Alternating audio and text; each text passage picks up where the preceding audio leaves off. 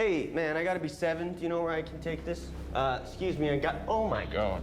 Anybody order a kidney or liver or whatever this is? Anybody? It seems like it's kind of important. Hey, you got time for another run? No, I'm wrapped up for the... It's outside the zone, so it pays double.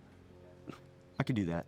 Hey guys, I'm Goose. Welcome back to Goose's Crackpot Theories. This is the channel where we talk about comic book stuff, movie stuff, superhero stuff, video game stuff, and lots of other stuff in between. That's a ton of stuff. So if you like commentary on nerd stuff, then please stick around. And if you would be so kind as to subscribe, it would really help me grow the channel and the community. So I don't know if you've played Resident Evil before, but it's a video game that came out in the early 90s that was set in the Arklay Mountains at a manor where evil takes place. And zombies, of course, you know, obviously there have to be zombies. I've been playing Resident Evil since I was a little kid, and I cut off around teenager time, about when I started dating girl. And that took up a majority of my time since then. So I have been really out of the loop when it comes to Resident Evil. The thing that I didn't really like when I was a kid was that it wasn't just zombies. It was like what they call BOWs, which is bioorganic weapons, and less about the actual zombie aspect of everything. But once I started learning about the lore in the subsequent years, kind of like, you know, watching the video breakdowns of the lore elements on YouTube from other creators, I learned a lot about the subsequent storylines that have been happening since the last Resident Evil I played, which was, I believe, Code Veronica. So it's been a while. I've been out of the loop, but I just saw the trailer for the upcoming movie Resident Evil, and I think we gotta talk about it. So if you're keen to continue, then so am I. I'm Goose. Let's talk about the trailer for Resident Evil. Join me, won't you? Subscribe! Or someone's mom's brain...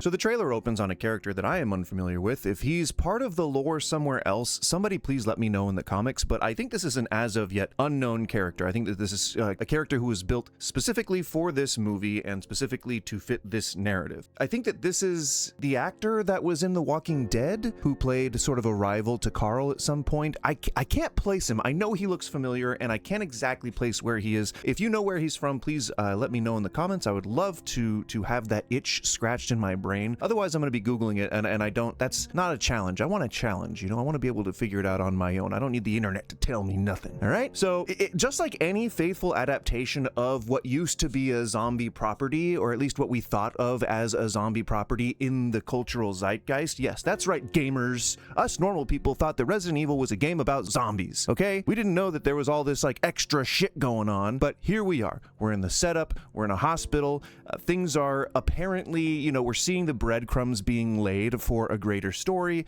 which is really cool. You know, it seems like the guy who was in charge of Barbarian and weapons is really leaning heavily into the video game aspect of this whole thing, because as you see later, he gets the same buckshot rounds that are in the game themselves. Same with the camera centering on the shotgun that is ripped directly from the video games. And I don't necessarily know if the cinematic choices are going to reflect that, or if they're going to kind of take the tone of really what the more modern movies like Weapons and Barbarian are trying to do in that skewed symmetry that I was talking about in the previous video. If you didn't watch that previous video, it was about Spider-Man, not Spider-Man, it was about Clayface. We are about to release a Spider-Man video, which should be coming out directly before this one. So if you got the chance, thank you very much for watching the Spider-Man Brand New Day theory video that I have about why Sadie Sink is not playing Jean Grey. Who knows? Maybe I might be onto something. Only you can tell. Only the audiences will be able to tell when the movie releases. And then I can always claim that it was just pure speculation if I'm wrong. And if I was right, then y'all have to subscribe to me. Y'all have to like all the videos, because that means that this channel would be about to blow up, okay? Because I was a person who finally cornered the thing.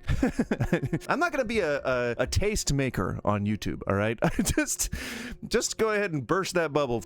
And I think continuing with the idea of this being sort of a setup for a larger story, we have his significant other conveniently kind of like breaking things off, I guess, like suggesting that they sort of take a break because she's going to stay with a friend of hers, which is definitely universal woman language for I don't want to hang out with you right now. So I think, you know, obviously the tension seems to be that he has a job, that he's working too much, that he's not spending enough time at home. And so this serves to let the audience know that this character is kind of has hit rock bottom, I guess you could say. Not really rock bottom. He's not like maybe like he's not addicted to like substances or alcohol or something that I can see of right now. But it's sort of a moment of rock bottomness, right? When your relationship crumbles, or when your partner tells you you've been neglecting them, or something like that. It's one of those moments that can lead to like, oh, I've got nothing left to lose kind of stress, and that really paints a picture of high tension and that there's something definitely coming, that and like anyone can be on the chopping block. It's like it's kind of one of those things. Like I think we kind of found out in Barbarian pretty early on when Pennywise got his face smashed into the wall that this guy doesn't play around with traditional movie tropes. So I think that we can expect to see a lot of like new and unique things in the filmmaking space here. And I really want to use this opportunity to mention that this idea of finding creators on places like YouTube is amazing. I think that, you know, I have been dreaming of being a Marvel writer for my entire life, and if this is the avenue that new creators are going to be able to enter the space, then hopefully I'm primed to do so in my 40s. But either way, it shows that there's hope out there for especially younger creators who are making specifically productions on YouTube, like ARGs, like Kane Pixel, you know, like people like this are going to be who shape the way forward for filmmaking, especially in the horror space. But I think it's going to bleed over into things like the MCU. Think of it this way. When Always Sunny came out, nobody thought that Matt Shackman was going to be the one who directed any of the projects that he's ended up directing in MCU, which WandaVision is a very, very loud demonstration of how a comedy director can turn around and do something in a different format that is just as impactful. It's often comedy writers that are better at writing things. I don't want to like, you know, throw any shade on like other genres, people who make other genres, but comedy actors really good at doing drama, comedy writers really good at writing drama. It's just you have to be you have to be able to pick up nuances in a bunch of different things, a bunch of different personality types. You got to learn a lot of different aspects of humanity in order to write jokes, right? And they have to be all relevant to and topical. So you kind of have to be a smart person. You kind of have to be creative in order to come up with ideas like that. So it kind of, I guess it helps to have a comedic mind if you're trying to get into any kind of like production side things. But so when we talk about the idea of like the next Francis Ford Coppola or the next Steven Spielberg or the next big names in filmmaking, they're not going to come from the colleges of Steven Spielberg. They're not going to come from the colleges, and I mean schools of thought. I mean the instruction of that people absorb, where they're trying to be exactly like that person. They're trying to emulate their catalog. They're trying to use the same styles. They're trying to use the same design choices and elements. And it's because they want to be the next Francis Ford Coppola. They want to be the next Steven Spielberg. They want to be the next James Gunn, to use a more modern reference. But I've always been saying in my entire time on here and just in talks with friends that I don't believe that the next James Gunn is going to come from the people who are saying yes sir to all of the James Gunn ideas. It's going to be the Kevin Feiges that in the early 2000s with X-Men that will push back against the production decisions and actually try to make these things unique and stand out. And not only that, but also to adhere to more parts of the comic books than we were willing to go in the early 2000s when things were dark and edgy and they didn't want them wearing comic accurate costumes for some reason, you know? It's the people that are going to fight against those ideas, the people that are going to swim against the tide that are going to be the next versions of those people, because they are the ones that broke the molds, and we're not going to get further by continuing to work within the mold that they originally broke, if that makes any sense. So I think that creators like this, creators that make projects like this, are going to be the next Ford Coppolas or the next Spielbergs, the next, you know, and I think maybe we're still like a generation off because Hollywood is just barely trying to dip its toes into this. So we don't know what the outcome will be. We don't know if this YouTube creator space is going to be a good step up, a good platform into real productions, or if it's merely going to be a novelty for now. But just like gonzo horror movies in the 80s, where we saw a lot of the people who got influenced by that stuff now turning around and making films of their own. So there's every chance that there might be something like that in store for the creators of today that are coming from places like YouTube. I think it's a great thing, and I think that it'll be, only time will tell, but it'll be exciting to see where this goes. if anything comes of it, and if we can make a real shift towards allowing smaller creators to be the ones that drive those that zeitgeist forward, that'd be so cool to see. Hello? There's an emergency here. I was wondering if I could use your phone. Sorry that we got disconnected earlier. Some things have happened, and I can't get a hold of police. So in terms of the setting, it looks like we start from like well outside of Raccoon City because he's making a delivery to Raccoon City, right? But along the way, obviously the shit has hit the fan at some point, right? So there's something going on, and we're probably not going to find out till we get into Raccoon City proper, right? Like I don't think that we're going to spend all of our time outside. There's going to be probably a portion inside this house, but it's not going to be like an intimate setting like the more modern Resident Evils. I forget if it was 6 or 7. It was the one that was set almost entirely in a house out in the swamp, in the bayou, where the mold was introduced. But I don't think this is going to be like that. I think that we're going to be seeing, because later on in the trailer they start talking about how like the city went to hell in a matter of hours. I think that we're going to be seeing just the direct aftermath of that across the entirety of Raccoon City. It's my hope anyway. But you know, I think that the creators of the video game, as well as the people who probably make these productions, who definitely have input from the creators of the video games, Capcom specifically, I would assume that they're definitely giving them a bit of an example, a Bible to follow, if you will. And that probably says that the approach to it could be different. It could be a new approach. It could be a new perspective, because in the games you play as, you know, one character who has one perspective, and then you can turn around and replay the game as a different character who has a different perspective. And in 1 and 2, the storylines are almost entirely different. They're not that different, like they converge at one point, but they start out pretty different and disparate. And so you get an entirely different experience when you play as Claire Redfield as you do when you play as Leon Kennedy. So what I'm saying is, like, when they do a production like this, and even the movies that came out with Mila Jovovich, which are pretty bad, but like, you know, even those ones, it's all told from a perspective of a new character, a different character, someone that had nothing to do with Chris Redfield or Leon Kennedy, all that kind of stuff. So like, the feel of this is of a new perspective to a world that we've already come to enjoy, which is a story element that I really think that is useful in gaining new audience, and it's good in terms of narrative storytelling, because you can just come up with a whole new story, you can come up with a whole new setting, and it doesn't have to be, I mean, it can be a train, it can be a different country, a small village in a rural different country, or a out in the middle of nowhere village in a deep, you know, desert territory, you know, something like that. Like all of the settings of the different Resident Evil games, it can be this globe spanning thing that has no limitations on it, because you've established this universe, but you've also established that none of these characters need to be in the universe. They're just encountering stories on their own intimate levels, and that's all we really have to pay attention to. And I really like that. It's almost anthology-like, but it's not. We're not seeing that on a smaller scale, we're seeing it on a bigger scale. So like the MCU is an anthology as opposed to one movie is an anthology. Get what I'm saying? I love you.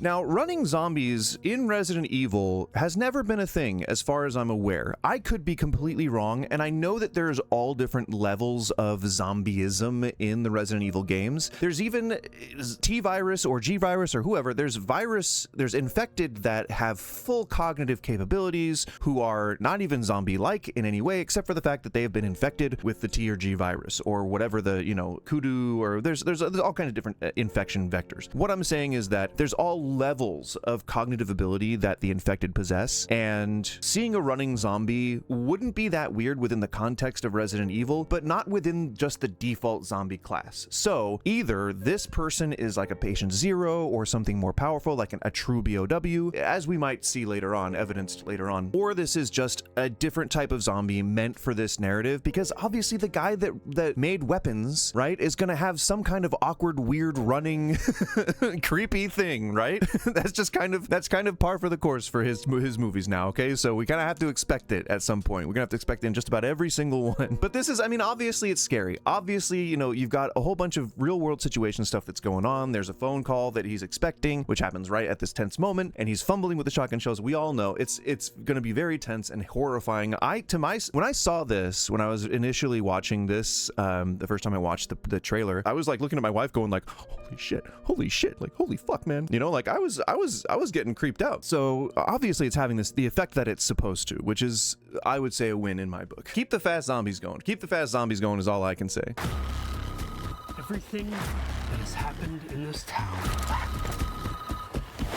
transpired in a matter of hours. And so as I was saying earlier, it seems like whatever happened to Raccoon City happened, as this guy says, in a matter of hours. And that doesn't, I don't know if that follows the timeline of Resident Evil 2, because as far as I remember, Birkin was the one who unleashed the G virus across Resident Evil, right? Or across Raccoon City. And it spread because rats started eating it, and then they started biting people, right? And I think that happened days before the outbreak in Raccoon City, because that shit just takes time to travel, right? So I don't think that canonically, or at least within the game universe, that whatever happened in Raccoon City happened within hours, but they've retconned that a few times. You know, it's become now that it was, I think, Umbrella that bombed the city instead of the US government, whereas I think it was the US government in the game. I'm not quite certain, but 2 and 3 both, I think, flesh that out a little bit more. Maybe I'll go and watch a breakdown of the story, you know, once again. But at this point, it looks like either a group of zombies or the person who was infected, who was running towards the residence, is now mixed with other bodies. It looks like sort of, it's one of the mutant looking things that you would find in one of the more modern Resident Evil games, which also, they kind of look a little bit like a mashup of Silent Hill creature design as well, where it's almost like the bodies are displaced in reality, like they're absorbed into each other. They're all creating these like weird things like color out of space. They're all like, they're making this like weird amalgam of a person, but it's like this creepy bioorganic weapon. And there's every chance that this guy is going to encounter at least a few of the more scary denizens of Raccoon City, say like lickers and zombie dogs, all that kind of stuff. You've got no idea what you've got there in your hands.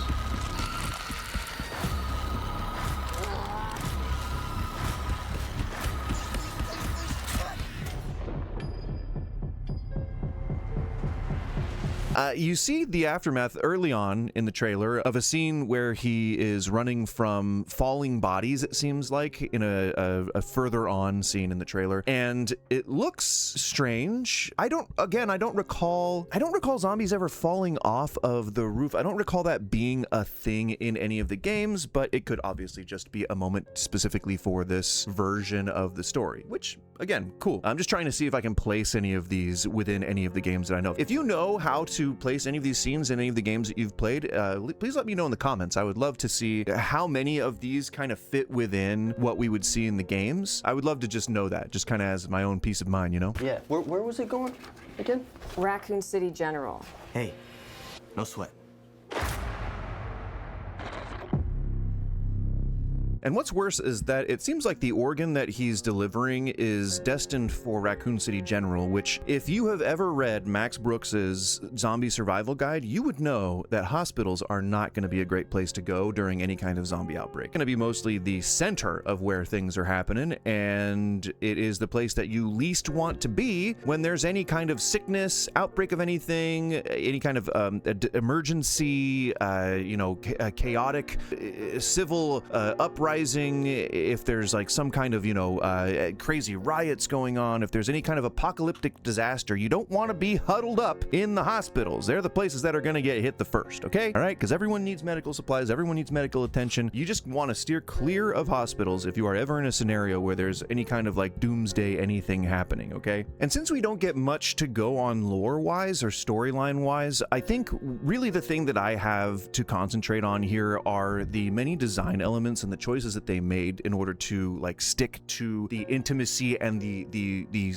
alone feeling of the video games as you're playing them. I don't know if you guys remember this, but that one scene where you're playing the first game and you enter the door and the zombie like kind of like turns and looks at you, that kind of like the first zombie that you see, that shit was so incredibly scary when I was growing up that it kind of started an entire standard for not just video games but also like sort of modern media in general to not just throw everything that they can at you. This was pretty ubiquitous during the late 80s and early 90s, where you would have skateboard grannies on commercials. You would have like, you know, people getting covered in slime and blasted with fire hoses of jelly and juice, like in all these like different food commercials. You got skateboarding grannies and nuns and like all kinds of anthropomorphic animals doing all kinds of extreme shit like skydiving and like spray painting and stuff, you know, just being general nuisances to society. It was a load everything you can into the media shotgun and just spray everywhere until it hits something for a good 10 years leading up to that. And so the standard became hit everyone with gonzo, hit everyone with chaos, hit everyone with just crazy manic, just like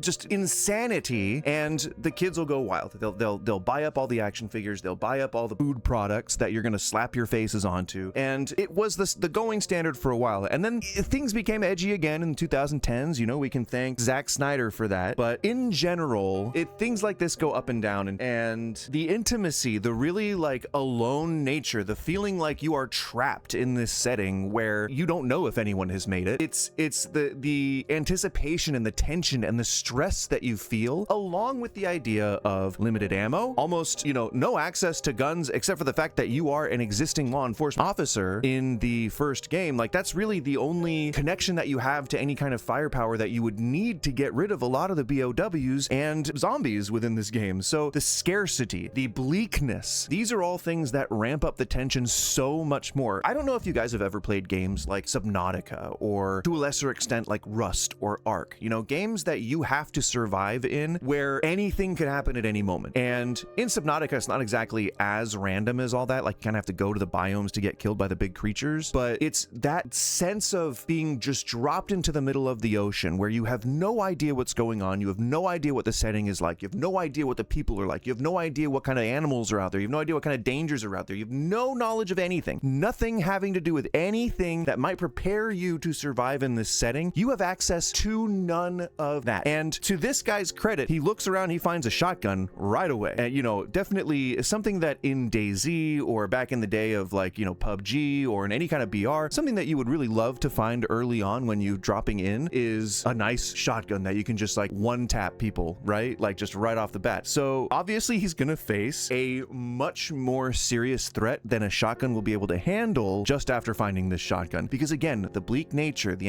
anticipation, the anxiety, all of that heightened stress is how Barbarians was so successful, is how is how Weapons was so successful, because of the anticipation, because of how scary and how disjointed reality itself can be when in these situations. It's not the zombie that is the problem, it's the fact that you're not going to be able to load the shotgun. That is the scary part. The zombie, you can just, you know, shove the barrel of the gun in its mouth, you can like try and keep it back, but the thing that is scary, the thing that makes your heartbeat go through your chest is the fact that you just can't fucking get those shotguns or get those shells in that shotgun. That is what is scary. And, you know, I'm reminded of a really great piece of acting advice that I got from the writers of Frasier. I didn't personally receive this, I just saw it in an episode. There is an episode in the series Frasier where his dad's there, he's like, you know, oh, I'm here in this dark place, I wonder, you know, I hope nothing happens to me. And then in the shot you see all these like zombie makeup actors who are like rising up going like, you know, about to like try and attack him or whatever, and they start to move forward. He's like, no, zombies, the living dead, whatever will I do? And Frasier goes, cut.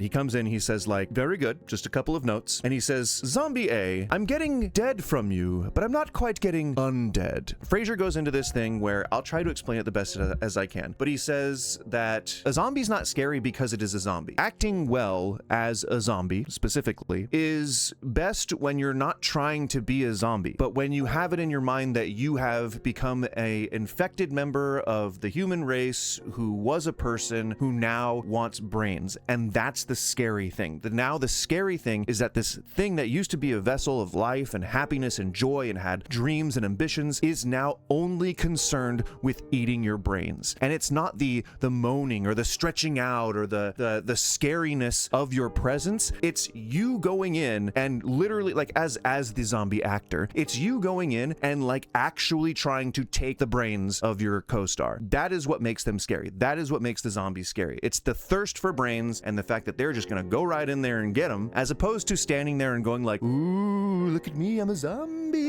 You know what I mean? It's about the realness. It's about the reality. It's about the scariness of the moment and how immersed you are. It's not the zombie itself, if that makes any sense. I'm sorry that I went off on a tangent, though it was, I promise, related. And I think in terms of the story, this is probably going to dovetail with some elements of the games themselves, meaning lore-wise, story-wise. There may be some story beats where avid Easter egg hunters might look at the film and go like, oh wow, that parallels exactly the same moment in one of the games, and then demonstrate it like this. I don't have the knowledge to be able to do that, nor do I have the time to research all the moments that it matches up with in the games, but I do anticipate some of that happening. And in terms of whether or not we might see any of the relevant characters that we all know and love in the games, because they've been pretty consistent over the years, the main characters anyway. Though now we have the guy Ethan, right? That was in, I think, 6 and 7, or 7 and 8, if I get the numbers right. But we introduce new characters over time, and we still have our staples. And so like Leon, Claire, Chris, all these people like that were part of the original like first 3 or 4 games are still in the universe, and they're still going off and doing things. You know, I think Rebecca might be the only one who's actually dead at this point, who was established within the first 4 games, but she might not even actually be dead now that I think about it. I think, whatever, to sum all that up, what I mean is we might actually see some characters from other games, but I doubt we're going to see any of the main characters from any of the other games. If we do, cool. I just doubt it. I don't think that the creator of this film wants to connect too far into the existing universes. I think he's really more concerned with like telling his own story, which will take its own shape, which is totally fine. I really respect that, and I hope that it comes off as a well-made and well-designed project, if his other projects are any indicator of the quality of what this might be. I'm really excited to see what happens with this movie. I'm really excited to see the reception, and I'm really excited to go see it myself. And I would love to have a lot of these questions that I have in my head answered upon seeing the movie, and I bet they will be. So to sum it all up, I think that Resident Evil is, since it is one of the more famous video game properties globally, I think that the film's going to do well regardless of what it chooses to show, what it chooses to incorporate, whether it's super amazing or just kind of okay, especially considering the fact that the original Resident Evil with Mila Jovovich, whatever her name is, did so well, especially in retrospect. Like, we can look back on it and we can say that it was a flop at the time, but I think a lot of the people who enjoyed it were going to be like, you know, this is a mindless romp. Or I think the people who enjoyed it knew at the time, like, this is kind of an innocent romp. It's safe, it's fun, it's violent, it's like, you know, all the things that a teenage boy could want, right? And we could look at that and we could say, like, that's a decent movie. You know, I don't know what you guys are smoking, but that's a decent movie. And just based on the fact that it's so ridiculous and so over the top. And so I hope that the naysayers this time are pre-aware of the success of projects like this, and I hope that they are ready for themselves to be wrong. I think, not that I've heard any naysaying about this. I think everyone who I've seen comment on it seems to think that it looks really good and it's going to be really scary and really stressful, and I'm looking forward to it, and I hope the rest of you are as well. That's it for me today. A very quick, short one, just hanging out, talking about a trailer that I think looks pretty exciting, and I hope that you guys agree. And, you know, if you liked the commentary that you heard today, I really hope that you subscribe. I really hope that you like my presence here on the internet and you want to see more of it. So if you do, like and subscribe and all that kind of stuff. In addition to that, go hug a loved one, drink a lot of water, and just remember that you matter and that someone out there cares about you and wants to see you do well. And, you know, ideally it's most of the people in your life, but there is always someone out there who does care, even if they don't necessarily express it all the time. There are, you know, there's a wealth of resources and information out there for anyone who is struggling and needs help. If you need any of those resources, please feel free to reach out to me. But until then, we'll see you in the next one. Thanks a lot. Have a good one. Bye-bye.